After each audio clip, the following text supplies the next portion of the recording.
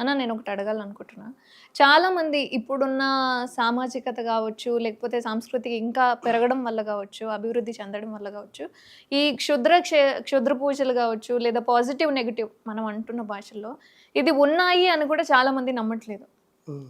హ్మ్.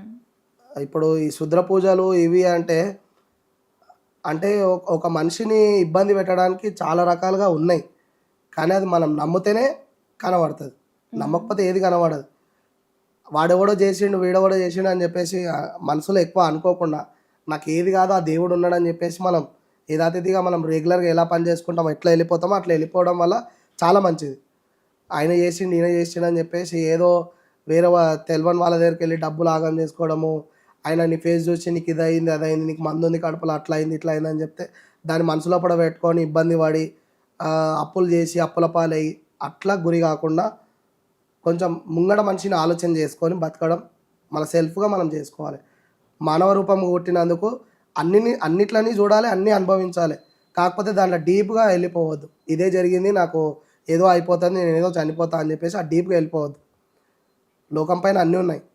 ఏది లేదన్నట్టు గాదు గానీ, కానీ ఆలోచించి అన్ని స్టెప్స్ చేయాలి. అన్న పోతురాజు అనేవాళ్ళు ఎవరైనా పోతురాజు వేషం వేసుకొని నాట్యం చేయొచ్చా? లేదా పోతురాజు అనేవాళ్ళు వీళ్ళే చేయాలి, వాళ్ళకి నియమాలేమన్నా ఉంటాయా? పోతరాజు వీలే జేయాలని జెప్పేసి ఏం లేదట్లా. హ్మ్. ఒకప్పుడు పోతరాజు అంటే ఊరికొక్కడే ఉంటుండే. ఆ ఊరికొక పోతరాజుని ఊరు మొత్తం చూడడానికి ఎళ్తుండే బోనాలకి. ఆయన యేసే విన్యాసాన్ని. అవును. కానీ ఇప్పుడు గల్లీకొక పోతరాజు, వీధికొక 10 పోతరాజులు రెడీ అయ్యిర్రు.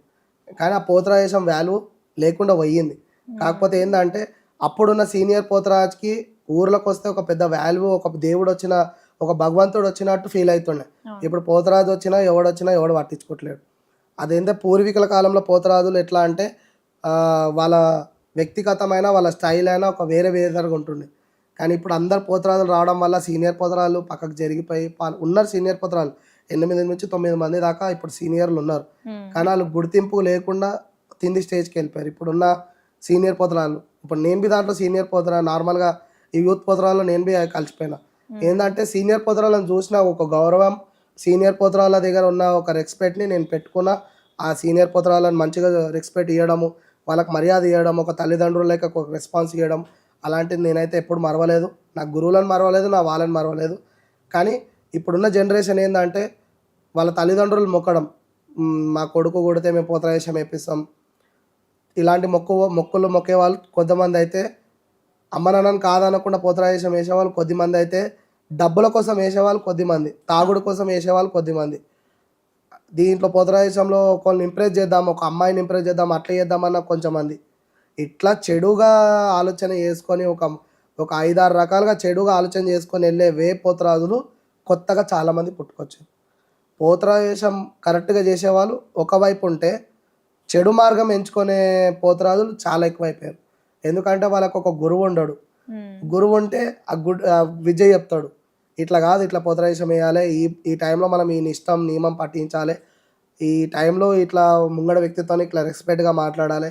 మనం ఇట్లా పోతరాజేశంలో గుట్కా తినొద్దు పబ్లిక్‌లో, మందు తాగొద్దు పబ్లిక్‌లో అని జెప్పి నిష్ట నియమాలు చెప్తాడు గురువుంటే. గురువు లేకపోతే పోతరాజేశం వాల్యూ పోయినట్టు పబ్లిక్‌లోనే బీర్ ఎత్తుకొని రావడం, అది గుట్కాలు తినేసి కాళ్ళ మధ్యలోనే ఉంచడం, మంచోళ్ళతోని, చెడ్డోళ్ళతోని అందరితోని కలిసి ఆడడం, వాళ్ళతోని గొడవ పడడం, తాగేసి ఆ ఎంట్రీ ఇచ్చేటప్పుడే కింద పడిపోవడం, హ్మ్. ఎక్కడనో షట్టర్ల దగ్గర అలసిపోయి మొత్తం కింద పండుకొని వామిటింగ్‌లు చేసుకోవడం. అది కొంచెంమంది చూసిన వాళ్ళు, అది మెయిన్‌గా ఎవడైతే మమ్మల్ని ఎక్కిరిస్తాడో వాని కళ్ళలోనే పడతారు వీళ్ళు. వాడేమనంటాడంటే డైరెక్ట్‌గా ఈడు పోతురాజు వేస్ట్ గాడు 2000 ఇస్తే వచ్చిండు, తాగడానికొచ్చిండు. మేము ఒక ఫుల్ హ్మ్. బాటిల్ ఇస్తే పోతరాజేశం ఏసిండు అన్న ఒక లాంగ్వేజ్‌తోని పోతురాజులకి వాల్యూ లేకుండా పోయింది. పోతురాజులు ఎట్లా అంటే ఒక పోతురాజు వస్తుండంటే ఆయనకి శుభ్రత ప్లేసు, ఆయనకి శుభ్రంగా ఫుడ్ గానీ, ఆయనకి ఏది ఇచ్చినా, వస్తువు ఇచ్చినా ఆయనను ఒక భగవంతుడి లెక్క వచ్చిపోయేదాకా ఆయనకు చాలా రెస్పాన్స్ ఇస్తుండే.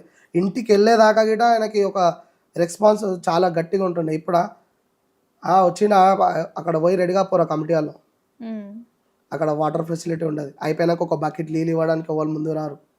ఏదో వచ్చేటప్పుడు మాత్రం ఒక రెస్పాన్సు, వేషం ఏసినంక ఇంకొక రెస్పాన్సు, అయిపోంగానే ఎవడు వాడు?